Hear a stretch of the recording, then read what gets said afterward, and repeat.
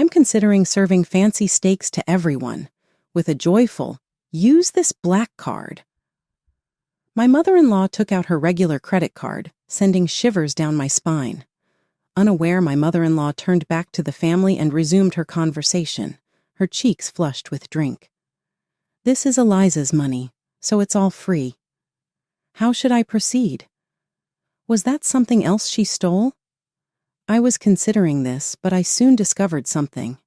You know, the card my mother-in-law was carrying expired, therefore it was already invalid. Actually, I'm single today because I filed for divorce last week. I felt the air around us freeze at that same instant. Eliza Hudson, my name, is 30 years old. I am working full-time and enjoying quiet days with my spouse, Aaron. I first met Aaron when we were both students in college. Because of our similar ages, Aaron, who worked at the same store where I started my part-time employment, was designated as my mentor. Please do not hesitate to ask me any questions. Aaron said, "Thank you." Aaron was 2 years older than I was, and a college student. I was apprehensive at first, but he tried to engage with me in a way that made me feel as though we were of similar ages, which made him approachable. "How are you doing? Have you adjusted to your new job? How is life at college going? Are you finding it enjoyable?" I started looking forward to our next chat as our interactions grew more comfortable, and I started looking forward to going to my part-time work. I must admit that I had unique affections for Aaron. It appears that he had the same opinion of me. Aaron's invitation to dinner 6 months after I started the part-time work made this obvious. I would want to discuss a variety of topics. Is that acceptable? "Of course. Let's go," I said, my pulse thumping with surprise at the sudden development. After that, our bond quickly deepened, and 2 months after our first supper together, we began dating. After we both started working as adults, our friendship grew and eventually resulted in marriage. I wasn't sure whether I should be this delighted when Aaron proposed. We made the decision to live a simple, unhurried life together without having children. It was years ago. Even with kids, I believe I would have been content. But living with just Aaron is satisfying. I still believe that marrying Aaron was the correct decision, even after a few years of being married. I wished that life would carry on, just as it is. But our quiet existence abruptly changed significantly due to a certain incident. The father-in-law of mine departed. It was so difficult, and I kept crying. Every time I saw my in-laws, which was many times a year, my father-in-law greeted me with warmth and affection, treating me like I was his own daughter. Not only my father-in-law, but also my mother-in-law had the same traits. I was particularly touched by their kindness because I don't get to visit my own parents very often. But my grief was not the only ones. My mother-in-law, Aaron, and other family members were all crying. I was reminded of how well esteemed my father-in-law was by seeing the family. Aaron and I moved in with my mother-in-law after the passing of my father-in-law. Aaron whispered, "It's been a while since we've lived in this house," with nostalgia. My mother-in-law heard him speak, and she said, "Yeah, I'm excited to live with you both." I also imagined living with my mother-in-law would be enjoyable and tranquil. I committed myself to unpacking, enthused about our new life. But my hopes would be severely dashed very soon. "Eliza, can't you even do something this simple?" "I'm sorry," I apologized. "Housework is a wife's duty. You need to do a better job." Gradually, my mother-in-law began to treat me harshly. She assigned the responsibility of housework to me as the wife, and if something was not to her satisfaction, I was constantly nagged. "I have a job, so it's actually difficult to meet the level of housework she expects," I explained. "I'm sorry, but I have work too, so I'll do a thorough cleaning on the weekends. I've always done it, though." "That's because you were a stay-at-home wife." "Enough. That doesn't matter. A daughter-in-law should listen to her mother-in-law. Stop talking back. If you have time, you should dedicate it to housework. My mother-in-law's transformation was like she had become a completely different person. I couldn't understand the reason behind it. Aaron, I need to talk about your mother. Mom? What happened? Feeling that suffering alone would not improve the situation, I decided to talk to Aaron. Recently, your mom's attitude has changed drastically. She's very different from before. Was she always like this? In fact, my mother-in-law's attitude towards me does not change even when Aaron is around. He might have noticed something, or he might know something I don't. I really wanted to improve my relationship with her, so I was interested in hearing Aaron's thoughts. Do you know anything? Despite this, Aaron's response was unexpected. No, I don't know. Dad's gone, and it's just chaos now. There's nothing I can do. So there's nothing you can do? I felt Aaron had also changed, as if he had become a different person. The fact that he did not stop his mother's behavior was something I did not anticipate. If it were Aaron from before, he surely would have protected me. Even though it's pointless to compare the present with the past, I couldn't help but feel unwilling to accept Aaron's attitude. If you lost someone important, do you know how you might change? Can you definitively say you wouldn't become like Mom? Honestly, I can't say for certain, but just because I'm sad doesn't justify hurting others. And no matter the circumstances, there's no excuse for hurting people. You're just saying idealistic things. Mom isn't doing anything that terrible, is she? I was surprised by his unexpected objection. From his statement, it seemed that Aaron didn't feel his mother's behavior was excessive. After all, it's normal for housework to be the wife's job. I can understand why she gets angry if you don't listen to her. I've been doing household chores all along. I felt it was fair to leave everything to your mother. You say you can't clean in detail because you work and that it was possible for her because she was a homemaker. But that's just an excuse. Though she was a homemaker, she actually had a very busy life. Yet you keep making irrational arguments. But it's unreasonable to expect the impossible, right? I don't want to lie about being able to do something I can't, so I'm honestly saying I can't and proposing alternatives. It almost felt like Aaron was accusing me of being selfish. I didn't want to be simply brushed off, so I tried to argue back, but he only gave me a look of annoyance. Eventually he said, "Enough, this conversation is pointless," and walked away from the discussion. Aaron's words echoed in my mind over and over. This is pointless. I felt like there was no one in the house who understood my feelings anymore. When faced with this reality, I developed a headache. Afterward, Aaron and his mother began to direct cold remarks towards me. I've always thought this, but the food you make is really terrible. I can't believe you'd serve this to anyone. Has it always been like this since we were alone together? Unbelievable. What kind of person are you really, Eliza? My head hurts. I wanted to argue back. However, I understood that arguing would only lead to them bombarding me with heartless words and ultimately leaving me feeling even more downcast. I'm sorry. All I could do was quietly apologize.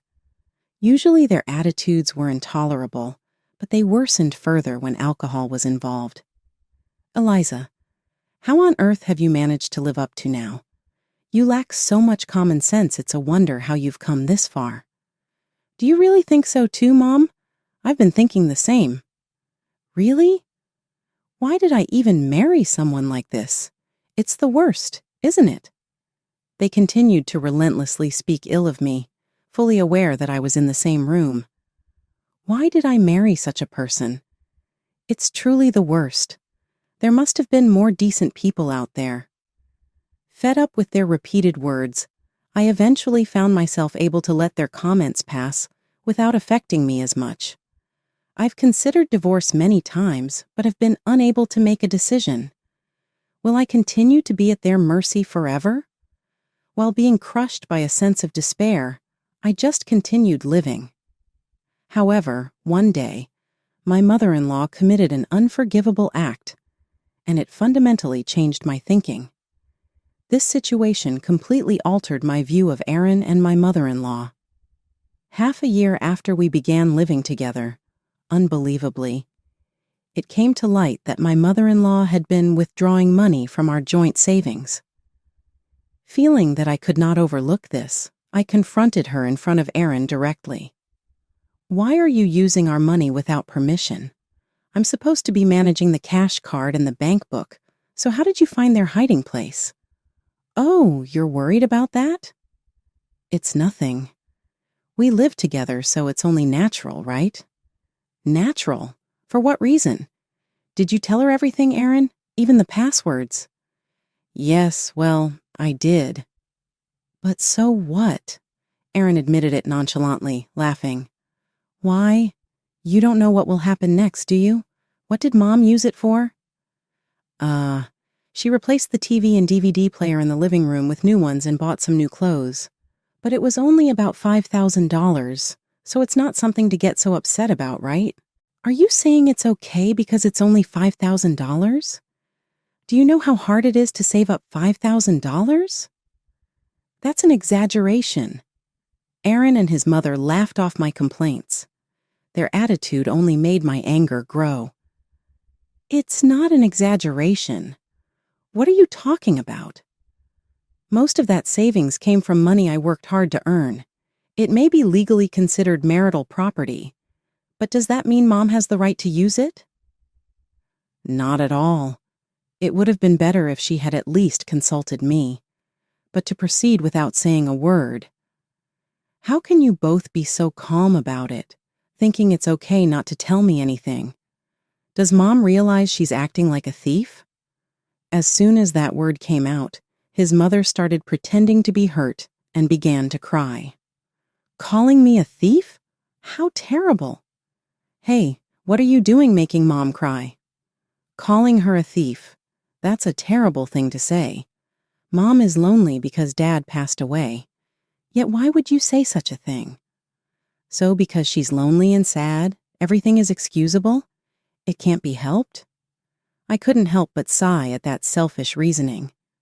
Regardless of the reason, criminal acts are not excusable. If the same thing were done to you by my parents, would you accept it? You wouldn't, right? That's a different story. It's the exact same thing. Don't talk nonsense. "Calm down," Aaron said, though the situation had worsened because of his mother. It often seemed like I was the only one overreacting, and I was seething with anger inside. "Hey, this is happening because of you, mother-in-law. Why are you acting like it's none of your business? And it's $5,000. Please return it soon. If it's just $5,000, you can pay it back, right?" I don't have a job." "Then sell the TV and clothes. You admitted earlier that's what you spent it on, right? Aaron, you said you gave her the pin, right? It's too late to claim it's none of your business now." My mother-in-law looked displeased, but it seemed like my message had finally gotten through. "All right, I'll pay it back eventually." "Eventually? Isn't that better than not paying it back at all? Look, give me a month." I hadn't expected my mother-in-law to make a concrete proposal about when she would pay after asking for the refund. "Please make sure to pay it back in 1 month. Don't forget, all right?" "Aaron, you hear that too?" "Yes," he replied. At that moment, I decided to trust my mother-in-law. After all, such straightforwardness from her was rare. But that night, I regretted trusting her even a little. Isn't it scary how she demands the money back? It's truly unpleasant for just $5,000. Can you believe how narrow-minded she is? We're letting her live with us. She should be more generous. That night, Aaron and his mother drank more than usual, and their criticisms of me intensified, as always, despite my presence there. Really, I don't want to live with someone like Eliza anymore. Maybe we should get divorced. "Ah, then she'll be a stranger, and we wouldn't have to pay her back, right?" It was the first time Aaron mentioned divorce, and it stirred up turmoil within me. Even though I had considered divorce, hearing it said aloud made me feel complex emotions. Following that, his mother continued the conversation. "Ah, that might be a good idea. I never wanted a daughter-in-law like Eliza anyway. Why don't we take this opportunity to get a divorce?" I agree. In just a moment, their conversation made me feel that this might be the perfect time to separate from Aaron. "Are you really considering a divorce?" "Yes, I am." I heard that clearly. "Is that a threat?" They exchanged mocking words again. I turned away from their words and went to fetch something. A week later, Aaron and his mother left the house in the afternoon without any explanation to me. Where they were going was none of my business. While hearing their cheerful voices, I was checking social media. About an hour later, I received an unexpected call from my sister-in-law, Carla.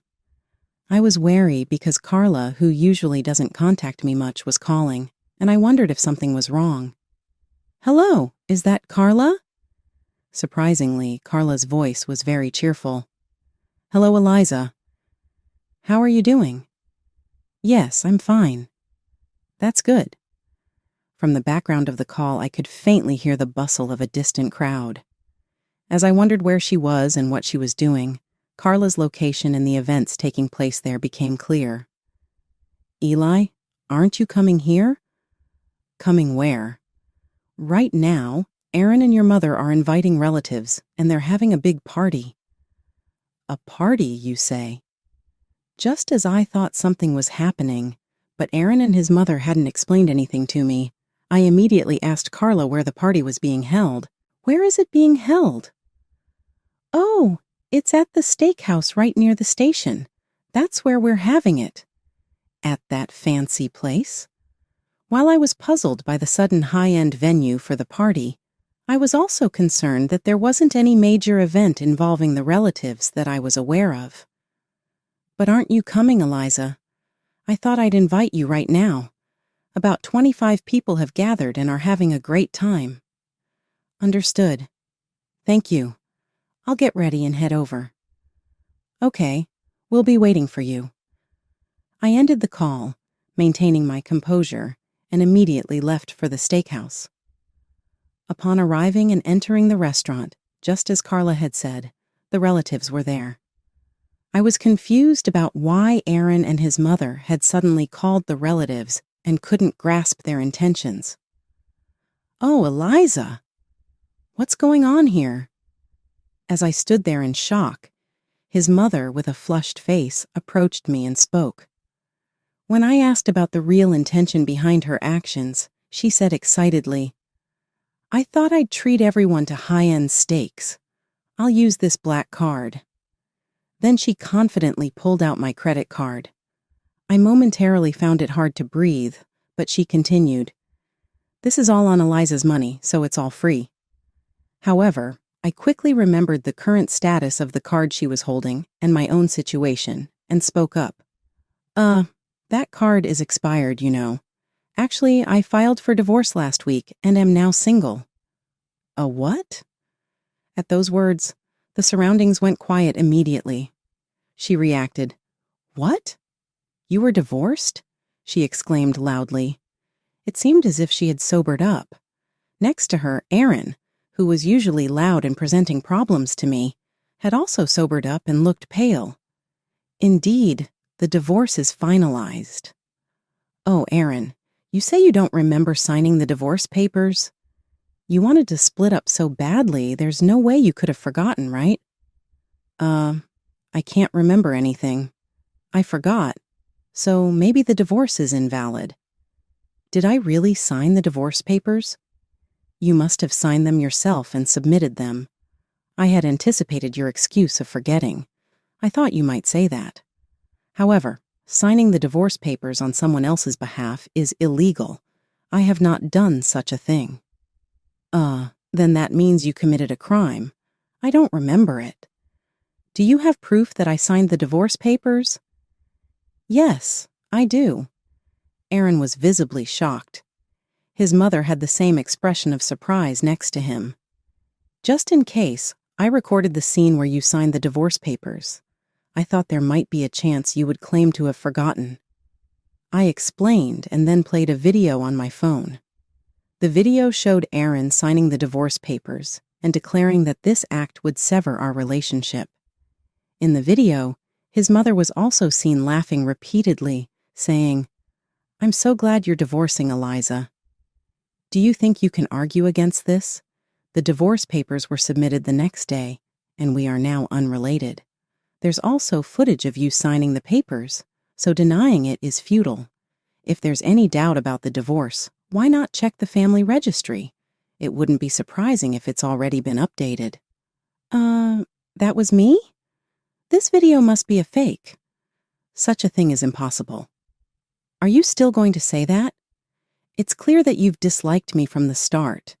Since we started living together, your behavior has worsened. At first, I thought it was because you were grieving the loss of your father, but I can't handle it anymore. While Aaron seemed resigned, his mother was still trying to make excuses. Aaron appeared to understand the situation, but his mother was in denial. Wait a minute. Do you have proof? Do you have evidence that we said those things? No, there is no evidence. Look, if there's no evidence, then it's a fabrication by you. However, considering the interactions we've had so far, who do you think people will support? You've always been overbearing, saying my daughter-in-law's money is my own. And it's become clear in this conversation that you stole my card. What do you think about that? I turned to the relatives, who had been ignoring the situation until now. They had stopped eating and were focused on our conversation. However, most of their gazes were concentrated on Aaron and his mother, with many showing expressions of suspicion. Don't look at me like that. How long will you keep this childish behavior? It's embarrassing. If that's true, why have you stayed in the house all this time?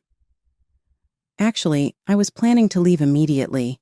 However, since you seem to have forgotten about the divorce, I thought it wouldn't hurt to wait a little longer before moving out. The day after signing the divorce papers, Aaron and his mother continued to throw harsh words at me from the morning and kept ordering me to do various chores. As there was no indication that they wanted me to leave, I decided there was no rush to move out until I found a room I wanted. Of course, if they had told me to leave, I would have complied immediately. By the way, I've completed the lease agreement for a room, so I plan to move out when I return home today. The move-in date has already been arranged. Do you really intend to do that? You've been complaining about me for so long, but is it that bad for you that I'm leaving your house? You're really selfish to think this was your hidden true nature.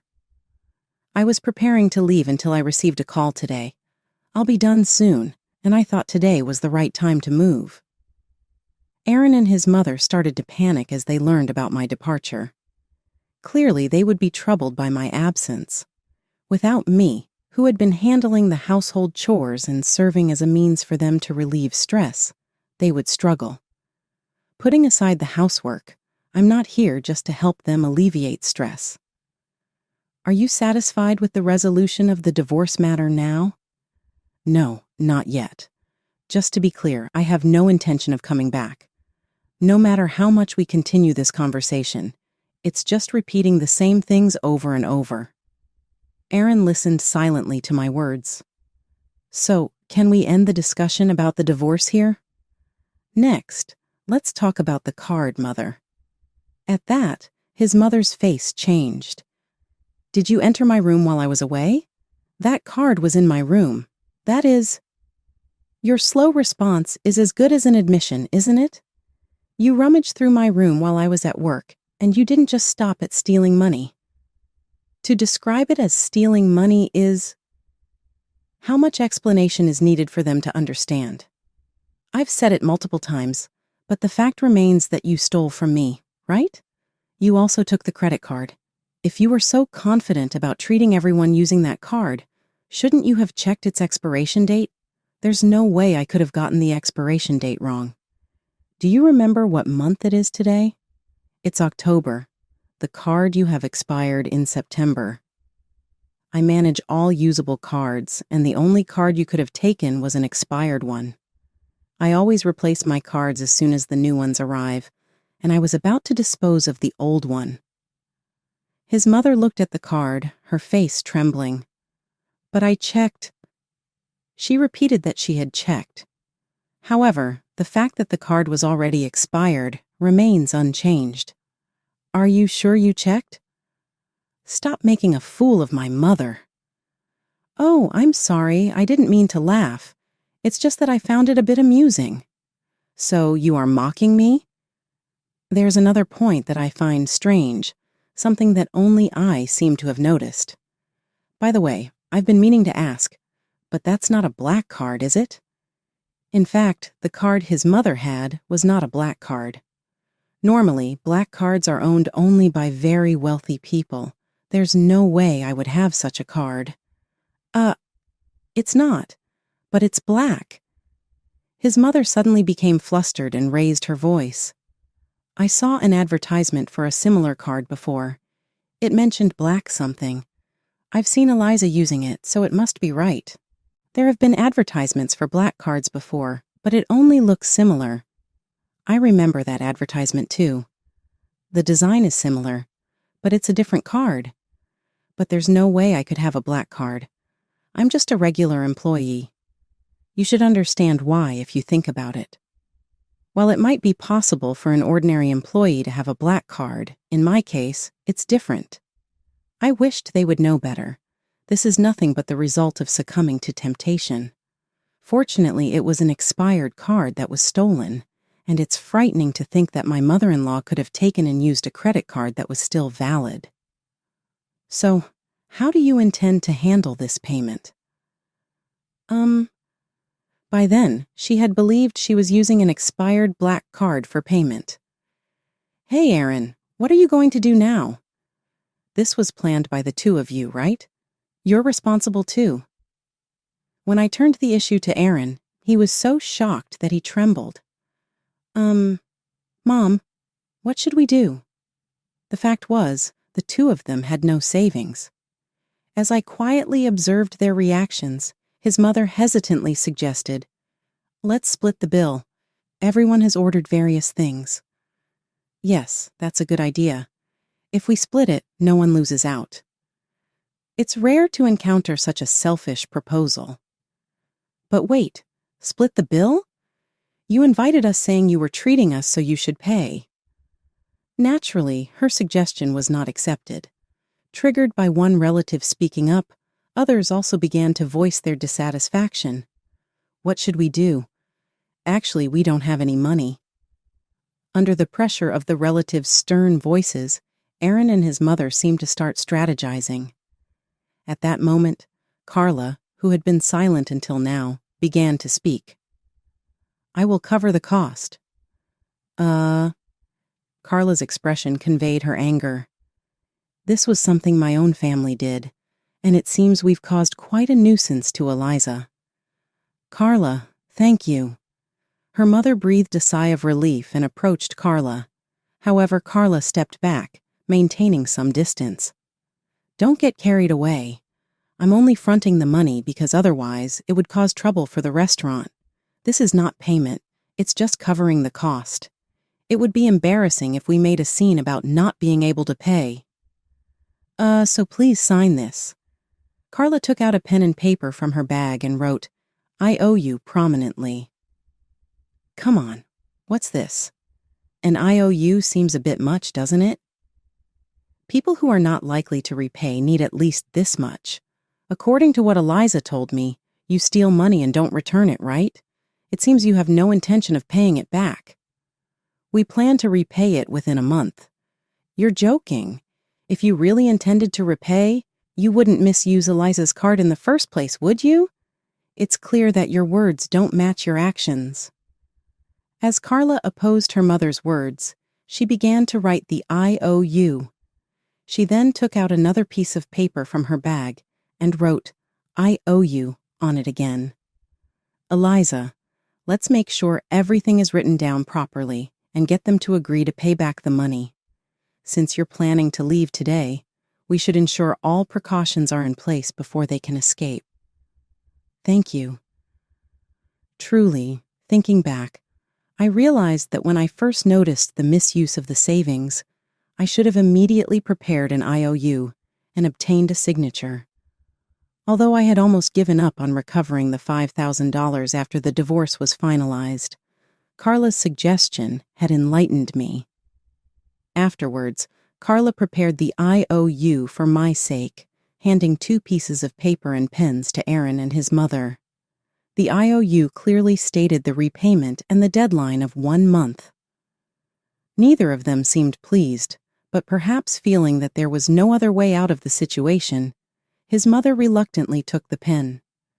Just a moment. But at that instant, Carla stopped her mother's hand. Looking around, Carla pulled out her smartphone and started recording Aaron and his mother. I want to avoid any claims of not remembering this later. Just like with the divorce papers, we have witnesses here. Since the relatives are gathered, having a video will ensure there's no problem. It felt very reasonable to me. We don't need a video. You two have caused enough problems already. Now please sign. With no choice left, his mother accepted the inevitable and signed the IOU with trembling hands. All right, both are now signed. I'll stop the recording. Carla turned off the camera and began speaking with a sense of resolve. I've decided to cut off my involvement with both Aaron and our mother, but only after the full repayment of the money. While I can't erase the blood ties and fully cut off relations, I will no longer contact you two after this. You've treated Eliza terribly and acted as if nothing was wrong. I see no reason for Eliza to lie, and there's no benefit for her in doing so, Carla stated quietly. To think that someone connected to them by blood would believe in me over her own family.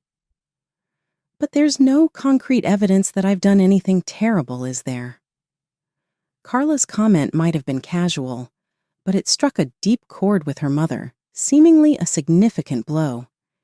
She probably never expected to hear such words from her own child. Aaron, too, seemed to have sensed something as he silently bowed his head. Please make sure to repay the full amount within the deadline. If you don't have the money, borrow it. If you try to escape, we will take legal action. Yes, understood. You will properly repay Eliza too, right? To this query, Aaron and his mother quietly nodded. I'll support you through a lawyer. I know if there are any issues, Eliza. Thank you very much, Carla. The usual liveliness seemed to have vanished. Aaron and his mother remained silent, heads down.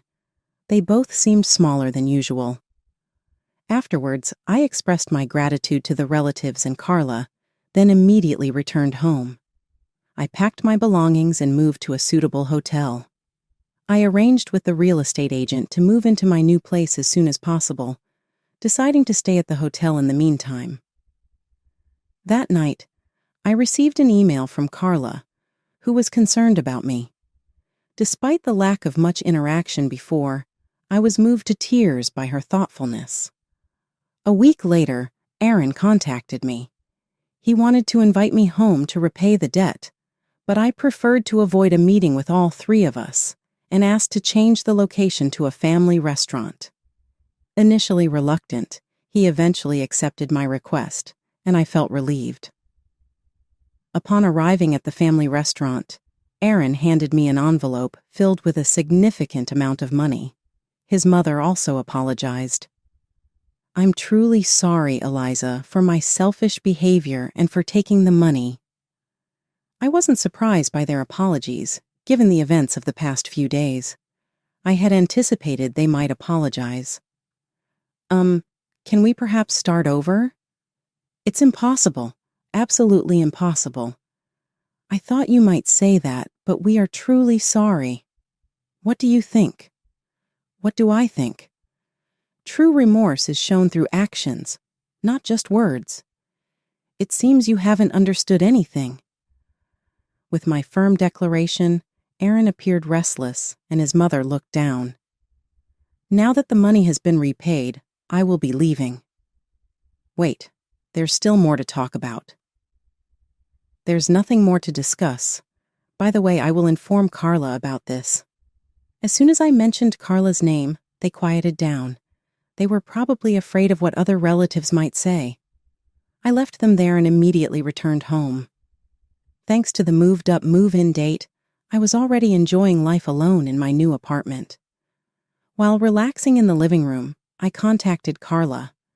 Carla, I've just met with Aaron and his mother, and I finally received the money.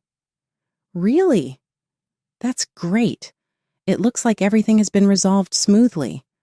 Carla spoke with a relieved tone. Without Carla's support, the situation might not have gone as smoothly. It's likely that I wouldn't have gotten my money back either. We exchanged words of gratitude. Even after the resolution of the incident, my friendship with Carla continued. We began spending more time together, becoming as close as best friends.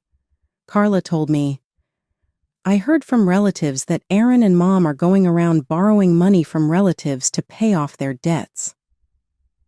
Despite Carla's declaration to sever ties with Aaron and her mother, she still keeps informed about their situation through relatives.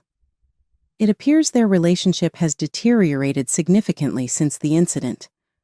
I wondered why they continued to live together despite such a strained relationship, but I realized it must be for economic reasons. A year has since passed. I continue to enjoy a peaceful life on my own, unchanged from before.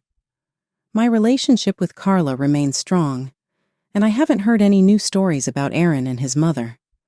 It's certain they are still living together. Should any problems arise, I'm sure the relatives will contact me immediately.